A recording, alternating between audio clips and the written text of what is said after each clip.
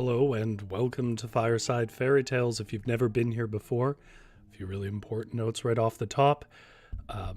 This show is me reading old folklore with a little bit of sound effects and sound in the background. Works as a podcast as well as something if you want to watch along. The second thing is, though, if you just want to jump ahead to the start of the story, we're only reading one story tonight, probably. There is two we could read. Check down in the description below if it's not live, and you can jump ahead to whichever part of the show interests you the most. Because I will do a little bit of talking in the beginning, and not everyone likes that. And finally, I know I said two things, but here's the third thing.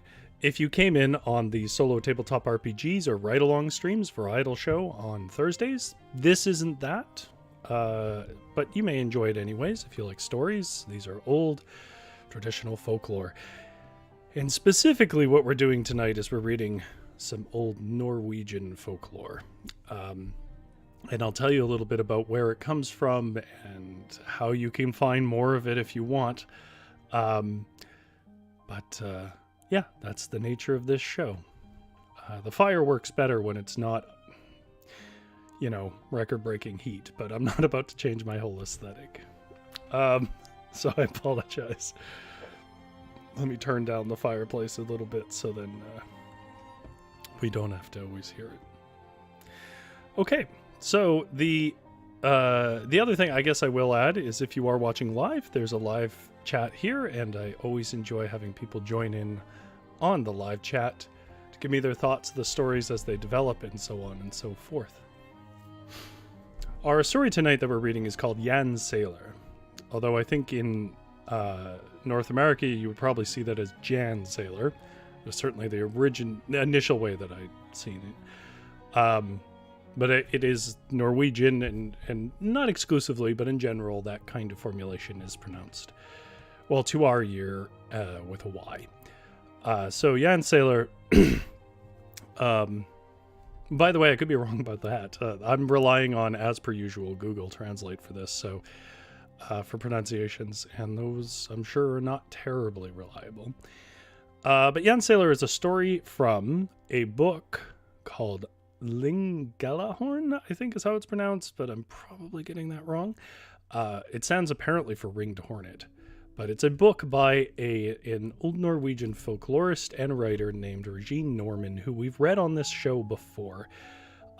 She wrote in Norwegian, and is, by the account of her translator, one of the more underrated, if not the most underrated, Norwegian writers of this sort of stuff. She got her stories firsthand from people that came by her old, her childhood farm and so on, travelers and so on. And then she wrote down her own accounts and memories of those stories. At least that's my understanding of the sequence here, which is a little bit unique because with things like Grimm Brothers and so on, they go out and they were, as a matter of sort of academic research, collected them directly from several different regions rather than just their own childhood. Now, with that said, the works tonight are translated by Simon Roy Hughes, who is not from the 19th century, but is rather from modern day. Simon Roy Hughes is a contemporary translator of Asbjornsen and Moe and other Norwegian folklore sources. The best way that you could support him is by purchasing his books, including you can purchase the book that we're going to read from tonight by Reginne Norman. I'm not going to try and say that name again, but what I will say is when this video is not live, in the pinned comment below, I will have a link to all his translated books. Now, with all of that said, let's talk a little briefly about the story tonight, and then we'll get to the story. And again, if you're not watching live and you want to jump ahead to the story, check in the description below. There will be a timestamp to take you there. Who gets the princess? I don't mire myself very often in the potential moral lessons of folklore for a few reasons, though I am going to do that a little bit for a moment here. Now, the reasons I don't mire myself in those things is because, well, the most common reasons is either the lessons are so arcane that they're barely relevant. Like, it can be things like the baker gets damned to hell because he used fillers in his flours, which is not really a thing that anybody cares about anymore because every flour has filler in it these days. But the other reason I don't is because for a lot of folklore, there just isn't really a moral. They're mostly just stories. However, the story tonight, and actually a few stories, some of which I may have to read other nights, there is a place in some forms of folklore where statements are made about morality, and that is usually done around, how do I say it? In the narrative, that's usually done by who gets the girl, or more specifically, who the girl is happy to be gotten by. And that's kind of interesting because it's probably not news to most people that in many old stories, the princess is the prize, and she usually comes with half the kingdom as the trope or some sort of wealth and power, but the princess is the prize. Now, that is, of course, an unfortunate reflection of a time where children and women were regarded as property in letter of law in most places, and is still the case nowadays in some areas. That cause and effect there of the woman being a prize of property on the level of gold, I guess isn't particularly surprising and isn't really where the moral universe becomes visible for these stories. It is interesting, though, given that women were treated with such disrespect as to be seen as property, that folklore stories still often fixate on the woman's regard for the people she is given to. In those opinions of the princess on the men to which they are betrothed, I think you find the moral universe of certain tales, including tonight's tales. In other words, the man who behaves best is preferred by the girl, and usually thus gets the girl in the sort of moral universe of these tales. Now, I invite people to ponder that contradiction as it appears in tonight's story, but overall. On the one hand, this is a time when women were property to be won, which is about the most disrespectful way you could treat a human being. But on the other hand, that same woman's opinions are upheld in the narrative as a fairly flawless judgment of morality, specifically of the men that they are being betrothed to, which is a very high status of opinion compared to the status of the person in the narrative. So now, to be clear, this isn't true of all stories, but rather one certain folklore trope that seems to exist. And I find it interesting, but you may not. But I am curious what people gather from a story like this tonight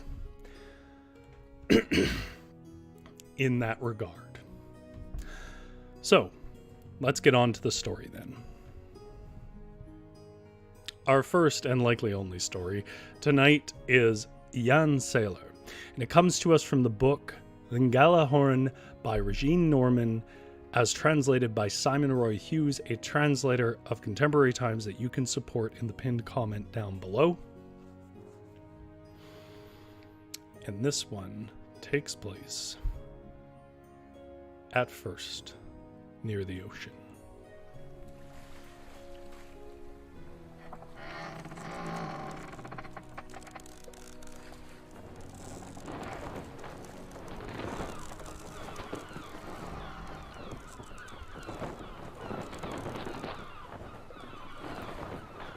Now there was once upon a time a sailing ship that lay adrift in the doldrums off a distant, uninhabited shore.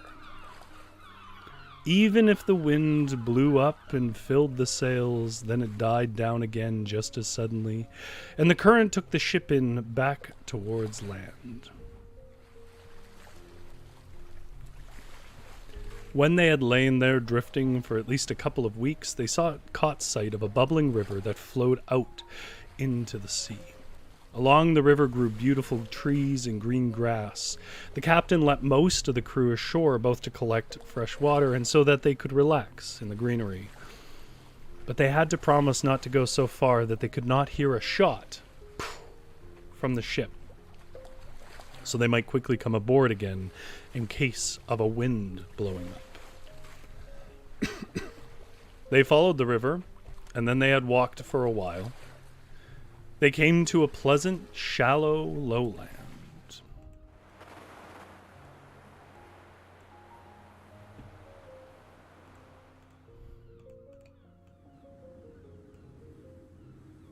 Where there was such an abundance of all sorts of edible berries that they stayed there, picking berries and eating them until they couldn't move, and then they slept. But Jan Sailor, the youngest of them, had no desire to sleep. He walked farther and farther up the valley, and the farther he went, the finer it grew, with berries and flowers and birds of glossy, plump plumage. Much better than seagulls. But finally he too grew weary and lay down in the green grass, and he slept too. Just like that, though, a shot rang out. And things had begun to improve, so the crew was hurried aboard. They roused themselves from their slumber and ran down to the beach. But when they took a head count to make certain that all were present, they were missing young Jan Sailor. So they shouted, and they fired pistols, and they blew a mighty horn. But no Jan Sailor came. So they had to row aboard and sail without him.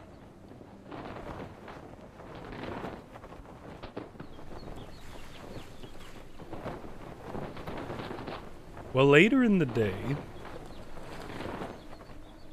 Jan Sailor awoke and he ran down to the valley, but his mates were not there. And when he reached the beach, he caught sight of the ship far out to sea. It removed itself and grew smaller and smaller until it disappeared and was gone.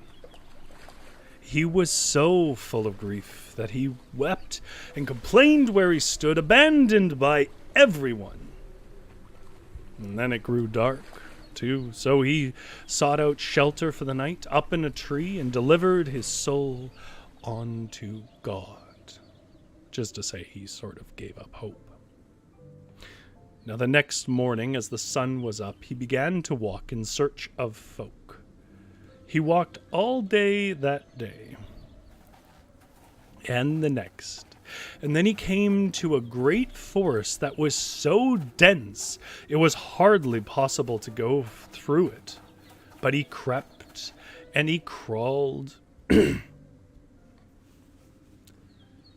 and was nearly torn to pieces, as ragged as the worst vagabond, and at great length, and greater than great, he came to a clearing in the densest forest. In the midst of the clearing stood a large, yellow-painted house, and in the doorway stood a fair maiden cooling herself. Well, Jan Sailor greeted her and asked if he might be allowed in, for he was so hungry and weary from breaking through the forest that he was close to death. "Oh, you poor thing. Make sure you leave here as quickly as you can, though," said the maiden. "Only robbers live here, and if they so much as see you, they'll hack you to pieces." But Jan Sailor did not care what they might do to him. He must have food and rest, he said. So, who was she to disagree? She let him in. And when he had eaten and slept, she told him she was a princess, and the robbers had taken her. They held her hidden in the densest forest so that no one would be able to find her. But should he ever, on his way through the world, happen to be passing her father king's farm, then he should go in and say that she lived in misery and yearning for her folks there at home. And then she asked once more to leave the house, for him to leave the house in the forest, for the robbers would return home in the evening. But Jan Sailor was no coward, and said that either both would leave, him and her, or neither of them would. for he was not the kind of fellow to leave a lady in order to save himself. Now, when the princess understood that he was serious about staying, she brought him a pouch of money, and then she asked him to hide himself in the forest until the robbers had come into the house. Then he should go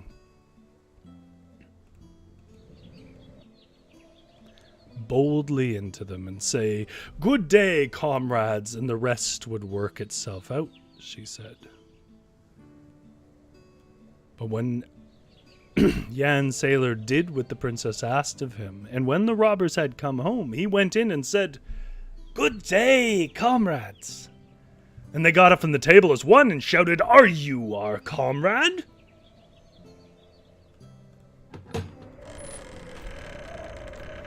"Whatever I am not, I might be," said Jan Sailor, squeezing the pouch against the table so that the money spilled out.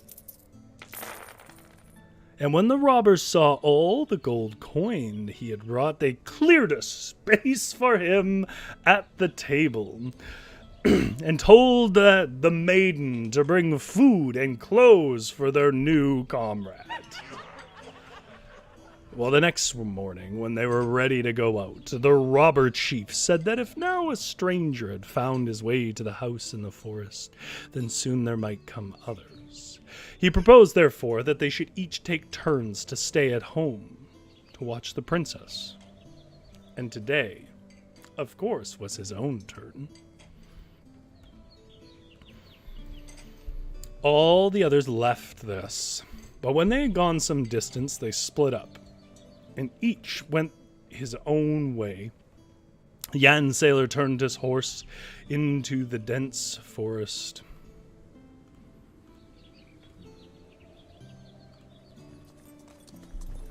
And then went and lay down to sleep, for the princess had already filled his pockets with gold, and thus he had no need to plunder and rob, and of course, no wish to anyways.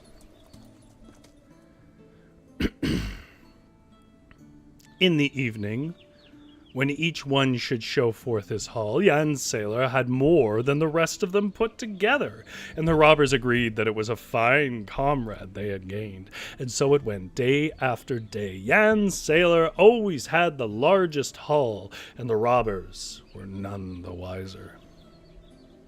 But in all quietness, Jan Sailor and the princess agreed to flee when it was his turn to guard the house. When that day came, they chose the 2 best horses and took as much money as they could reasonably carry and rode in the opposite direction to that which the robbers had taken that morning. Pardon me, water break.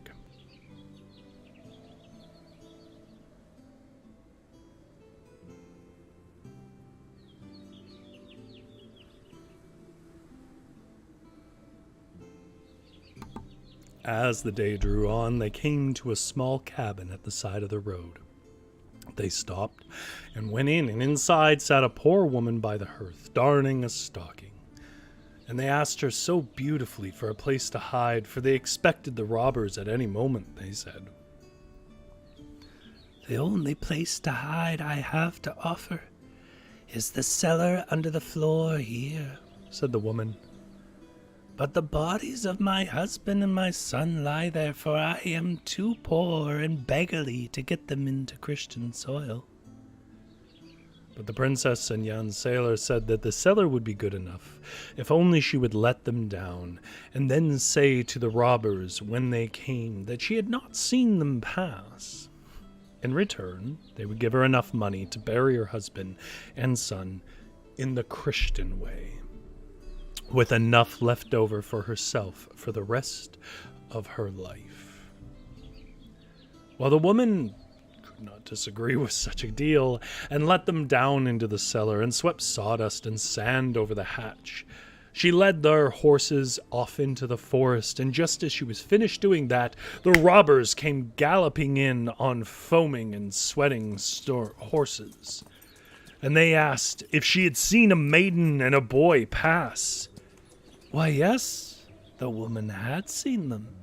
But it was already many hours since she'd seen them, and so if they had a thought of catching up with them, they would have to hurry, she said, and pointed in the direction the fugitives had taken, supposedly.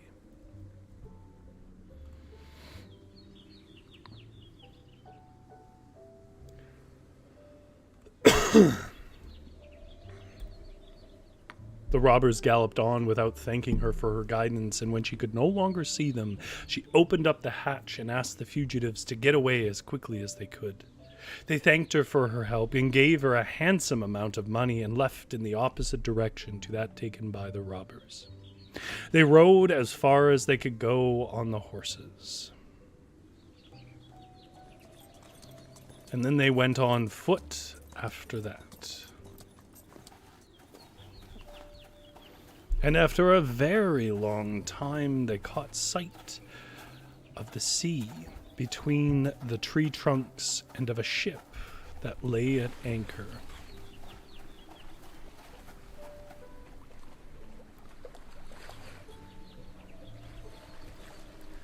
So the princess took off her left shoe and gave it to Jan Sailor, and then she took off the ring from her finger, and she broke it in two, and she tore her neck scarf, and she gave Jan half her ring, half her scarf, a token that she would never marry any other than him.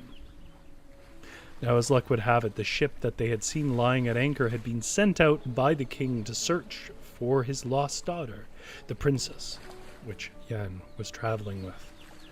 And there was great joy when the princess told them who she was, but the captain of the ship thought it a crying shame that it was a lowly sailors rather than himself who had saved the princess from the power of the robbers. And so one night when the king's daughter slept, he took Jan Sailor and put him in a boat with no sail and no oars and threw him out, abandoning him in the midst of the dark and open sea.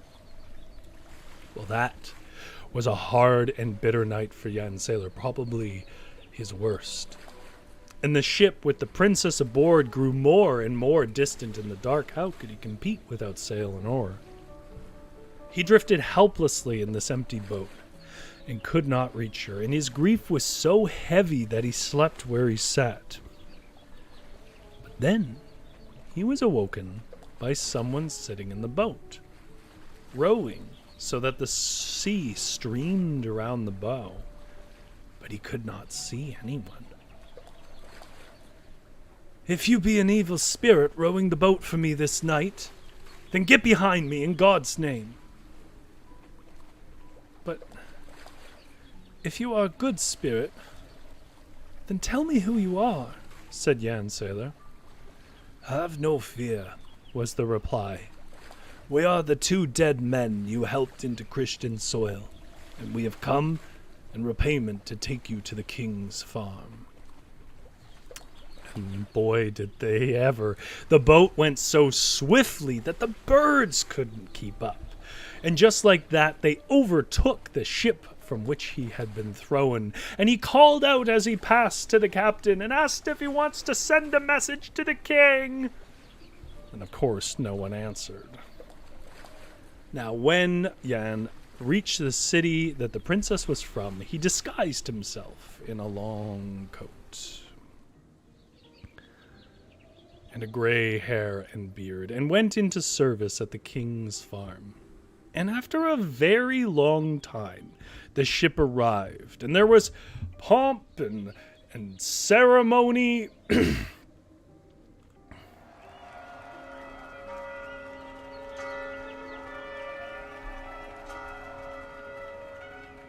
Don't you know?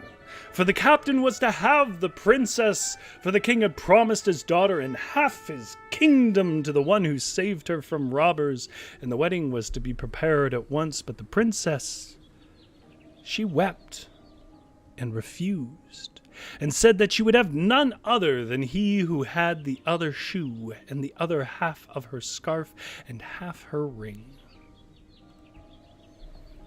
So to placate her, the king had it proclaimed from every church hill that the one who could furnish these three things would have the princess and half the kingdom. Not many days passed before there were crowds streaming into the king's farm. The folk who came with all sorts of shoes and half-skirts and broken golden rings, but none matched those the princess treasured. And so at last, an old woodcutter came into the king and the princess. He had a single shoe and a half-scarf and a broken ring, he said, and asked permission to show them forth. Well, the courtiers laughed and mocked the old man. But the king, wiser than them, asked him to please come forward with the items, and as soon as the princess saw them, she flew to them, threw her arms around the woodcutter's neck, and snatched off him his wig and false beard. When Jan Sailor stood there, young and handsome, she declared it was he, none other, who had saved her, and he whom she would marry. And when the king discovered how godlessly the captain had behaved towards Jan Sailor, he was sentenced to be torn apart by 12 untamed horses.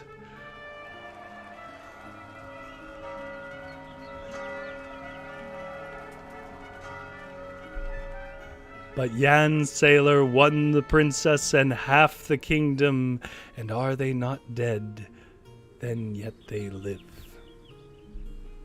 Which is just a way that Reginne sometimes ends these stories. Oh, yes, you're here. Good evening. Got caught in a little traffic. Bravo. No problem. That's what the video on demand's for people who get stuck in traffic. Yeah, I was a little afraid of how the timing would work out. We're in a weird limbo here, where the next story is long and would probably put us over. And also it is 1,000,000 degrees in here. But I do have another story, and it is on theme. Give me a second to drink some water. I'll think about it.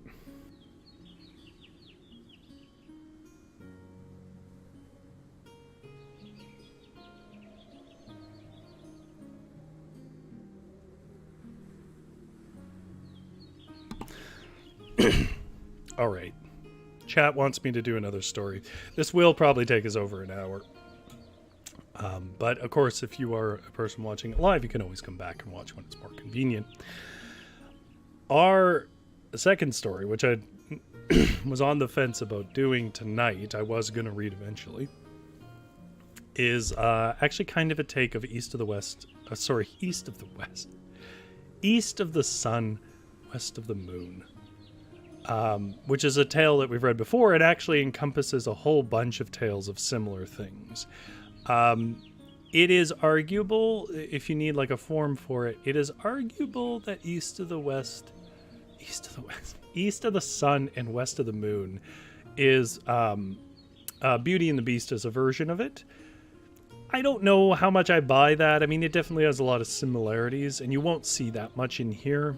But the reason why it's an interesting touch point for this, other than the fact that it does sort of follow a standard approach that we have explored on this channel before, a sort of folklore trope, why it's interesting is, and I won't claim this observation, I missed it. Simon, when I was talking to him about stories to do tonight, Simon pointed it out. This is basically an inversion of that tale of East of the Sun, West of the Moon. In that instead of being about a girl seeking for her love in a very particular fashion that you will see, it's about a boy seeking for his wife. But it does follow along the lines of stories we've read before. I just think this version is particularly good. Let me reset some sounds here.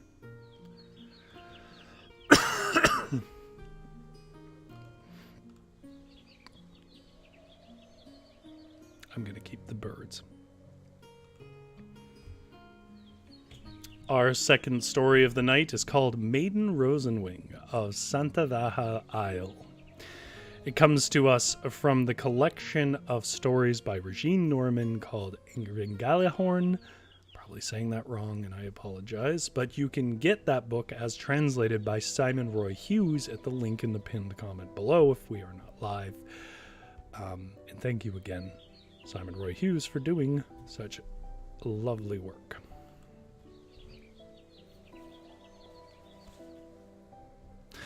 There was once upon a time a fisherman whose cabin was close by a king's farm. He and his wife were poor in every way, except in the number of their children, who crowded both outside and inside. Many times their parents did not know what to do to provide clothes and food for their numerous flock of children. Well, one day when the husband had rowed offshore in search of fish for the king, there suddenly rose from the deep a terrible, ugly sea troll. And it fastened its claws in the gunwale of his boat. If I don't get the boy your wife is carrying beneath your belt, I will crush you both, you and your boat, it screamed. Well, the man feared for his life, which is only to be expected, and pleaded beautifully for himself and for the innocent little unborn child, who as yet had not seen the light of day. But the troll insisted. He wanted the boy, and the boy he would have, and not before he turned 15. Then his father should push the boy out to sea in an open boat without oars or sail, and of course they should remember not to christen him, nor to mention the name of God over him, nor to teach him to read. In return, the man would never want for fish on his hooks. His prosperity at home in his cabin would be increased by many times more than the poverty he had dragged with him since he first set feet under his own table, said the troll. The man dared not do anything but comply. It would have the child at the time...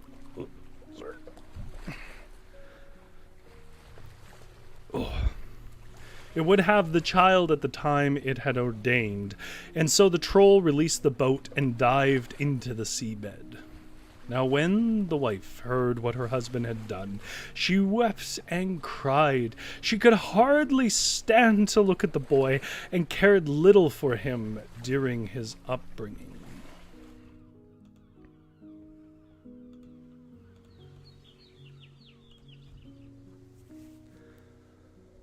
And so he went from one sibling to the next. When he asked to learn to read, they said he was too stupid to understand letters.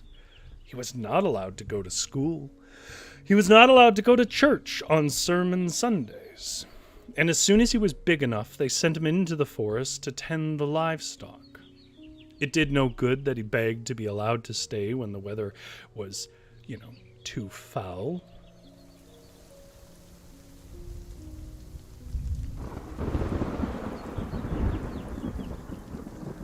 So he had to go, and he built a stone cabin in the wilderness and made a fire, and he was as comfortable as he was able to make himself. From the other herdsmen he learned to read and write, and some confirmants who were crossing the forest took him and christened him for fun and recited over him, just as they had heard the parson do with children in the church. They gave him a hymn book and a catechism, which he was glad for with his whole heart, and he took them and he hid them against his bare chest so that they would not take them from him at home. And so the day came that he turned 15, and finally his father invited him to go fishing with him. Well, never before had his father given him leave to go with him in his boat. And so he ran down the sea road and jumped into the boat. It was moored to a pile without oars and without a sail, as the sea troll had requested. His father loosened the mooring and gave the boat a shove so that it floated away from land.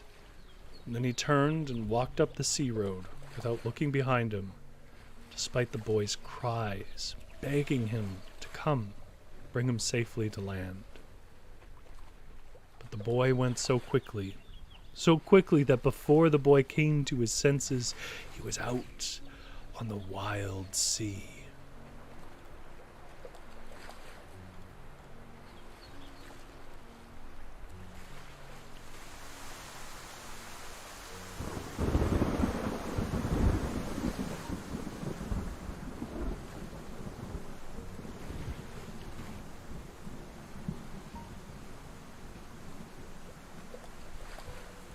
And no one could hear how he shouted for help. He dried away his tears and delivered his soul unto God. He took out the hymn book that he bore against his chest and sat on the transom as he read.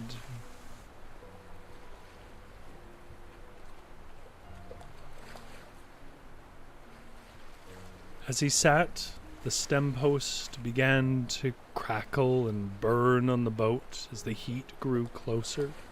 The gunwale burned and the thwart burned, but when the clogs on his feet began to smolder, he was aghast and cast his hymn book into the heat, mentioned the name of God, and straightway the fire went out, and the boat was just as whole, not even a scorch mark on it.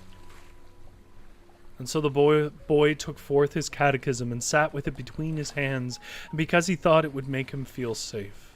But just like that, another storm from the high seas swept up.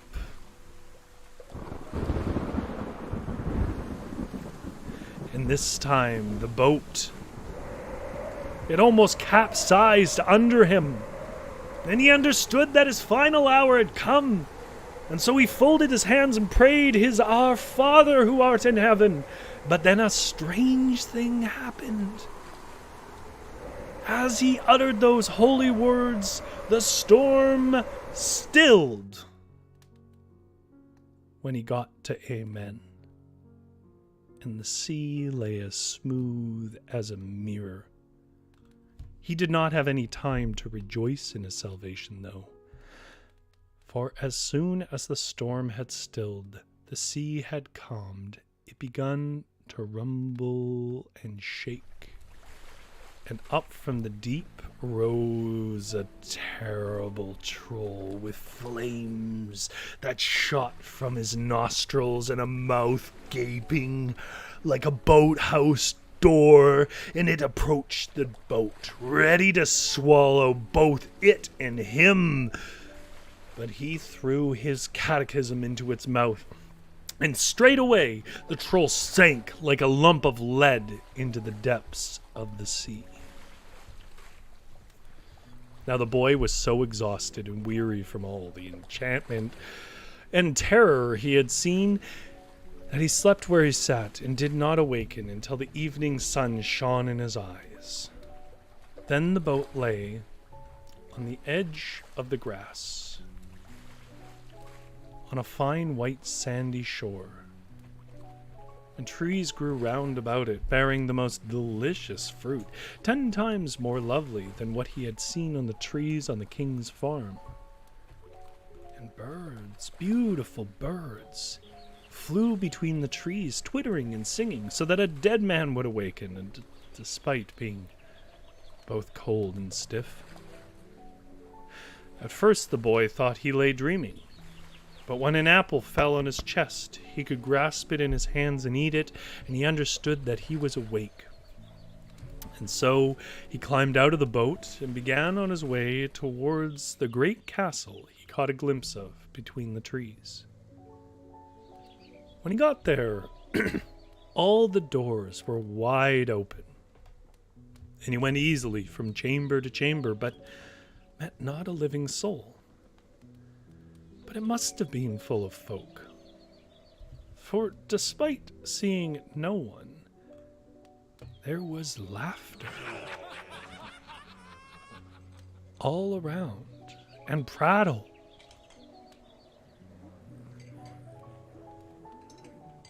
And in the great hall stood a fine table, set with all sorts of good food and wine, where he heard the doors and the scraping of chairs.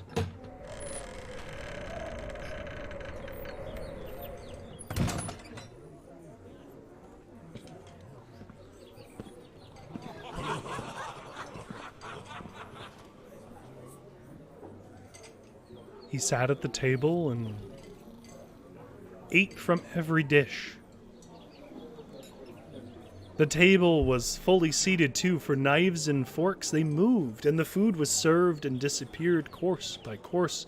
But when the 12th course came, they all raised their wine glasses, and a glad voice said, "Cheers and welcome to Maiden Rosenwing of Santavaja Isle."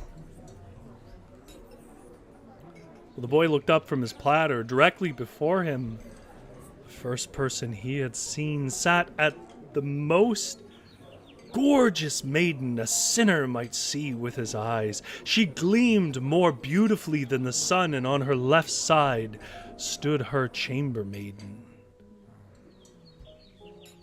And she was as the stars. And on her right side stood the housemaid, and she gleamed like the moon. "We are invisible," said the maiden Rosenwing.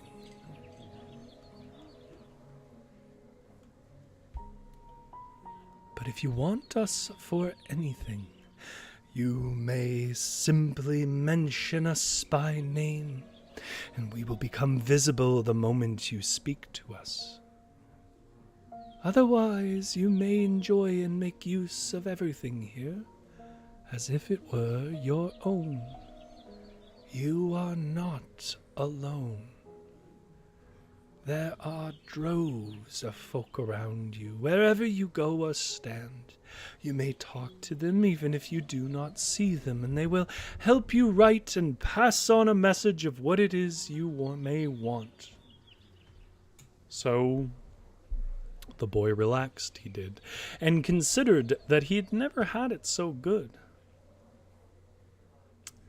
But before the year was out, he began to mope and long for home, to his parents, and to his place of birth. Why? "What's the matter?" asked Maiden Rosenwing. "Oh, I long to go and tell my parents that I'm alive, that I'm living well," said the boy. "If you'll promise to come back to me, if you'll not mention my name while you're away, I'll arrange it so that you are able to return home for a while," she said.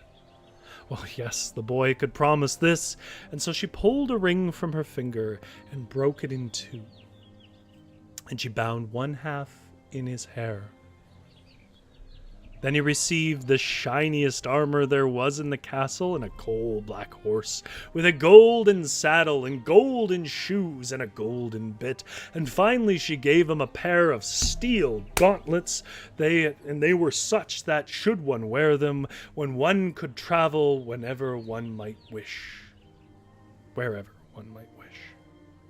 The boy pulled them on and bade farewell and thanked her for her hospitality, and then he wished he were at home with his parents, and straightway he sat on his horse outside his mother's door, thanks to the gauntlets. Well, there was much fuss inside the house when they saw the fine knight at their door. It must be the king himself, they said, and so they bowed and scraped and bent their knees before them as best as they could. But when they recognized their son, their joy reached the heavens.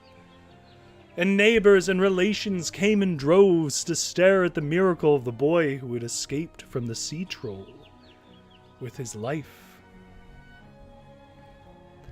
When the king heard that the boy had come back, he sent a page to him and commanded that he should attend the castle on the following day at a suitable time. Well, the boy did so, and everyone he met stopped and stared at him, for he was finer than the finest prince. And the king said that he would have him for a son-in-law. Well, thank you for the offer, said the boy, but I already have a sweetheart, and she's both kind and beautiful. She cannot be more beautiful than my eldest daughter, said the king, and sent for the princess. And the boy cast little more than a glance at her when she, beautifully decorated, entered the hall. She is not 1/12 as beautiful as the housemaid of the Maiden Rosenwing of Santavaja Isle, he said. And straightway the housemaid stood there. What does my master command? She asked, curtsying deeply before him. Oh, I want nothing from you, he said, and she was gone. Well, the king sent for his next eldest daughter, but the boy said this one was not 1/12 as pretty as the chambermaid of the Maiden Rosenwing of Santavaja Isle. Straightway the chambermaid stood there. What does my master command? She asked, curtsying deeply before him. Oh, I want nothing from you, he said, and she was gone. But the king grew wroth. This was insulting, frankly, and so he sent for his youngest daughter. She was so beautiful and radiant that her equal was not to be found in 7 kingdoms. She is beautiful enough for you, I suppose, he said. Oh, the Maiden Rosenwing of Santavaja Isle is 100 times more beautiful, said the boy. And straightway the Maiden Rosenwing stood there, but she was not happy. She clipped the boy around the ear. Do you remember what I required of you? She said, and was gone. Well, that beautiful gilded armor flaked off the boy, and there he stood in the poor rags he was worn when his father sent him out to the sea troll to die. And the horse was gone, and his gauntlets were gone, and not all of those who he asked had ever heard of Santavaja Isle. But the gold ring that the Maiden Rosenwing had fastened in his hair hung there, though he had not the sense to feel it and was too distressed to remember it. Still, the boy wanted to return to Santavaja Isle and to the Maiden Rosenwing. He had to, and so he took to wandering, blew up and blew down, and at greater than great length he came to a squalid little cabin on the edge of the forest, where he knocked on the door and said, "Open up, dear grandmother." And a crooked old woman came shuffling with a crutch and a stick and opened the door to him. Well, I have lived for 300 leaf falls, and no one has called me grandmother. So if I can do something grandmotherly for you, then I shall surely do it, she said. You can do nothing more grandmotherly for me than send me to the Maiden Rosenwing of Santavaja Isle, said the boy. He was so weary and exhausted he could hardly stand upon his feet. The old woman had never heard of Santavaja Isle, though she owned all the birds, and perhaps one of them had an idea where the island laid and could take him there. So she blew a great ram's horn, and all the birds came, yet none, not one bird, had ever flown over a place so called Santavaja. This is a real shame, said the woman. For I have a sister who lives 7 horizons hence. She owns all the fish. Perhaps one of them knows of Santavaja Isle. And then she set forth food and drink for the boy, and tended to his sore feet, and made up a bed for him on the bench in the corner by the stove. She said she would wake him as soon as the day was light enough so that he could see his way through the forest. And so, early the next morning, he bade her farewell and thanked her, ready to embark on the 7 horizons he had to cross before he arrived at the one who ruled over all the fish. You may borrow a cat to ride on, said the woman, and when you arrive, you should strike it under its left ear. Don't worry, it won't hurt it. It tells it to run home to me by itself. And so the boy was the one who was glad, and he sat astride the back of a great cat, and off they went. And soon they ran under the trees, and soon they leapt in long bounds from top to top. Before the day was done, he had arrived. He struck the cat under its left ear, and straightway it turned and went home like an arrow. Down by the water's edge lay a squalid little cabin. And so the boy knocked on the door. Open up, dear grandmother. An ancient woman came hopping, using her nose as a walking stick, so long that it was, and opened up her door. Oh, well, I've lived through 600 leaf falls, and no one has called me grandmother. So if I can do something grandmotherly for you, then I shall surely do it, said the woman.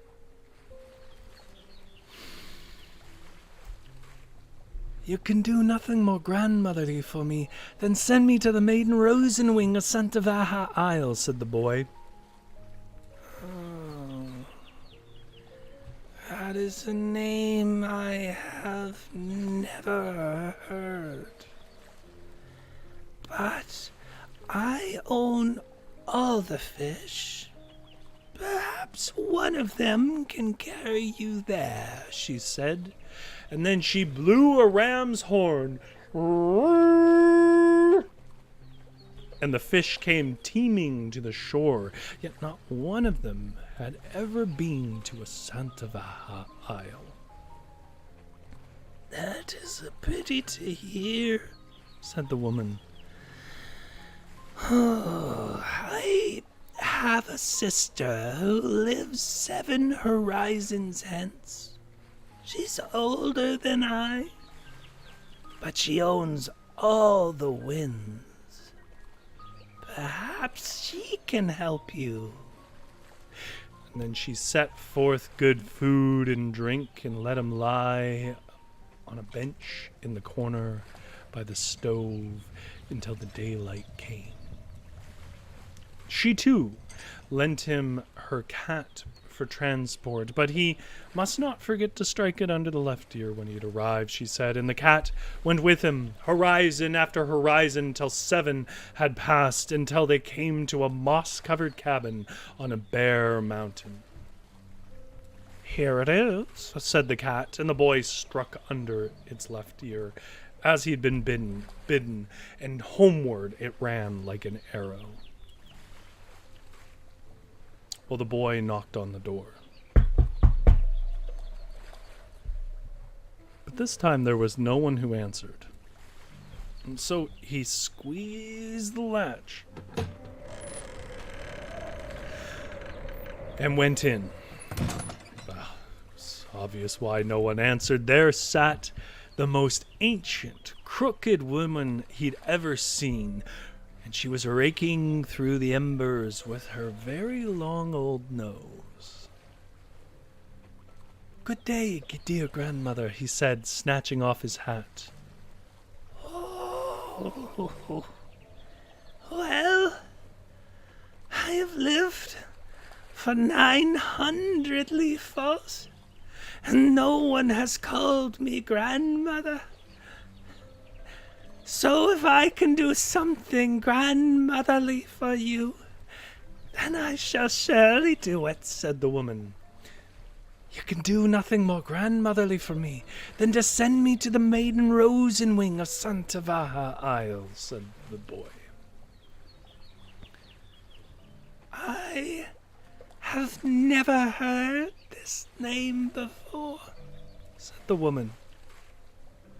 "But I own all the winds. Perhaps one of them can tell." And so she blew a huge ram's horn. And they came. All except the north wind, who was a wily fellow. And so she blew again. And then once more.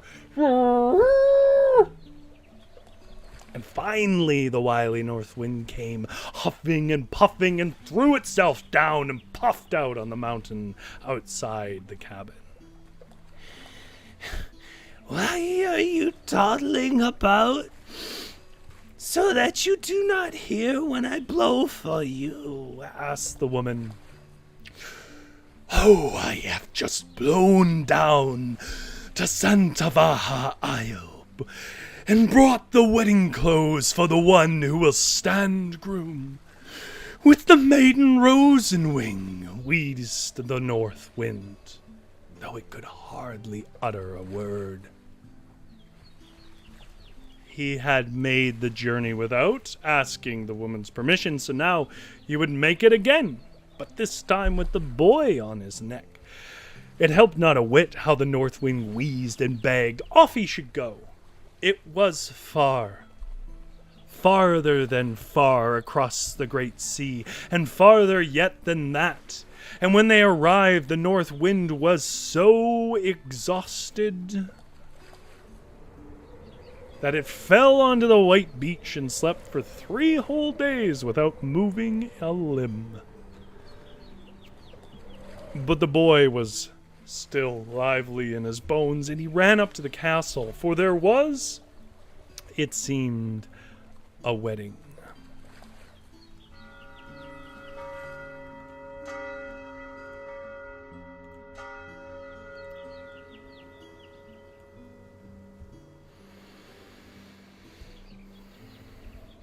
Judging, of course, by all the noise, but he saw not a soul as it was before, and as he climbed the stairs, all the mischief makers from the sea cursed and goaded him, and he continued straight ahead till he came to the great hall where all the guests were congregated.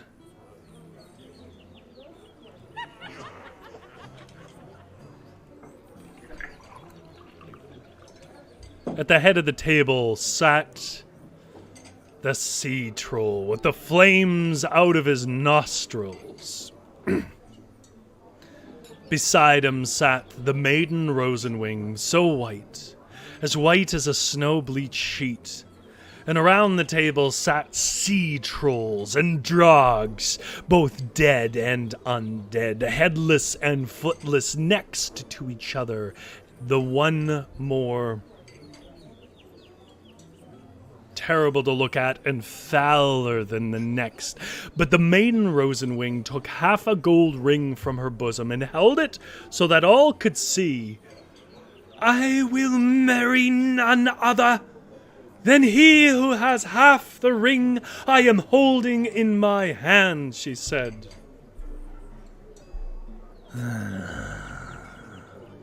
"That is only until the sun goes into the sea this evening, and then you are mine, whether you whistle or scream," said the sea troll. All the wedding guests around the table were in a hurry to break their finger rings in two, to try it, and see if half would fit the one the maiden held. But they were so big and broad that one might have well used them as ox bows.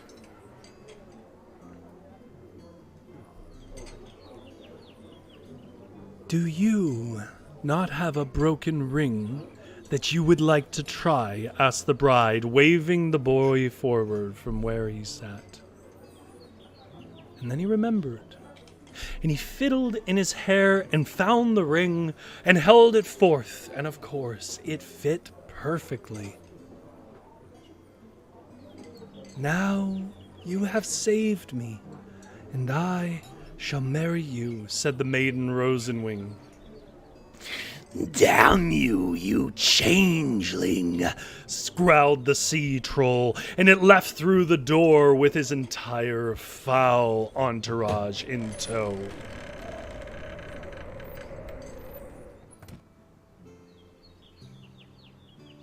Disappearing off into the sea, and straightaway the invisible suddenly became visible.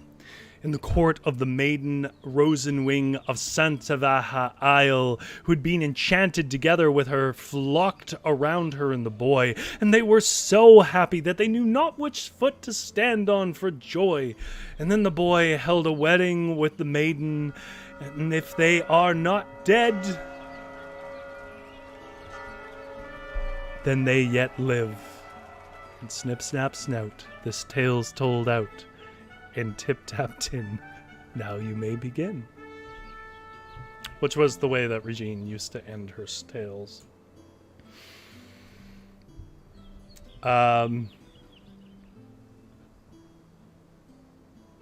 GS says, I love the beautiful invisible maidens concept. It is a very interesting one. GS says, Penny says, uh-oh, at the boy saying his maiden was more beautiful. I'm assuming that is somebody else in the room watching. GS says, we love your grandmotherly voices. Oh, thank you. You're too good at the ram's horn sounds. I'm glad they came through. It sounded like I was topping out a bit. Even though it is late, I pushed this off last time, so I'm not going to push it off this time. This is the part of the show called Translator's Notes. Translator's Notes is the section of the show where sometimes, because I read contemporary translations, Rory, read contemporary translations, we get people who come and comment on the streams when I read their translations to give us some additional context or info, because in general, I try not to pretend that I am super educated on these things and leave it to other people. In tonight's notes, I'm a little late on reading, but they come from the German romance. And if you're wondering why the screen is staying up in Translator's Notes, that's because the words that follow are not my own, and I don't want to give the impression that they are. I don't want to take credit for other people's words. So this will stay up as I read it. So these notes come from Jürgen Hubert, who is our translator of Sunken Castle's Evil Poodles and is currently working on a book called Oh Goatfoot, and has another book called Lurkers at the Horizon. Oh, I almost had it. I'm sorry, Jürgen. And these were comments on the stream we had about German tragic romance a couple of weeks back. So these are Jürgen's words. As usual, some comments. I translated some romance stories this year because of a planned cooperation with Kamal Salman, sorry if I mispronounced that, of Folklore stand, and her specifications were at least 1,000 words and no supernatural romance, i.e. no love affairs with dwarves or other spirits. I mean, I disagree, but okay. This explains why these tales don't have a supernatural element, although there are certainly plenty of others out there. Romances are admittedly not my highest priority, again, that's Jürgen's words, for folk trail translations, but I hope I'll publish a collection of love stories from German folklore at some point. Romance authors get all the big bucks, or so I've heard. And this is Rory speaking for a moment. Yes, that is very true. Though I don't know how much of it crosses over into folklore. I wouldn't say that any stream I did about romance in folklore has done particularly well, so I don't want to mislead you. Carrying on with Jürgen's notes. There are no known historic records about Castle Vindeck before the Emperor gave it to the Counts of Berg. Personally, I assume that someone tried to fill in the gaps in the quote-unquote canon history like any good fan fiction does. That being said, the nobles of old were horny enough that it wouldn't surprise me that two half-siblings unwittingly ended up having romantic feelings for each other. I'm pretty sure that's just an actual historical fact in some cases. Regarding Shayna's question about whether half-sibling romance is a trope, I'm not sure. However, incest as such shows up surprisingly often in German folktales. Rory speaking for a moment here, I can echo that it's surprisingly common. Not super common, but more than you would expect. Returning to Jürgen's word, sometimes with full knowledge among the participants. Though even with incest, the relationship is always heteronormative. Even in the case of a satanic sex cult. I know what story he's referring to there. It's one I chose not to read on the stream. Regarding GS's comments on over-elaboration, the folktales I've been reading and translating are all over the place in how elaborate they are. Some have a lot of purple prose, while others are a little more than short fragments. I suspect that a lot of the prose was added when the stories were turned into literature, however, just like the Brothers Grimm did with later editions of their fairy tale collections. The lovers in the last story had one common ancestor who was at least 4 generations distant. That's very, very tame by the standards of nobility of those days. There's a Wikipedia page on royal, quote-unquote, intermarriage on the subject if you were curious. The Habsburg earned those chins. You certainly have a way with words sometimes, Jürgen.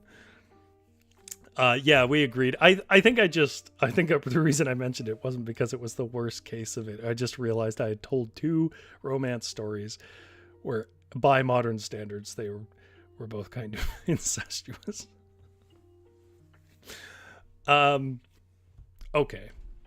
Well, we didn't go as late as I feared. I hope that people enjoyed the stream tonight. Those who were able to catch what they were able to catch. I will have links again to Reginne Norman's translated book by Simon Roy Hughes. All the stories I've read tonight are in it, as well as a whole bunch of others. Some I've read before, some you've never heard before. They're all brilliant. I hope to eventually read them all on the stream. You can get all of that at a link that I will put in the pinned comment below when this is not live. Beyond that, though, thank you so much, GS, for coming by and keeping me company, and everybody who lurks out there around the fireside listening quietly. I appreciate you all the same. I'm glad you're here. Not just on my channel, I'm glad you're here in the world. And it is delightful to read you stories. I'll keep the fire going for you. You have a good sleep.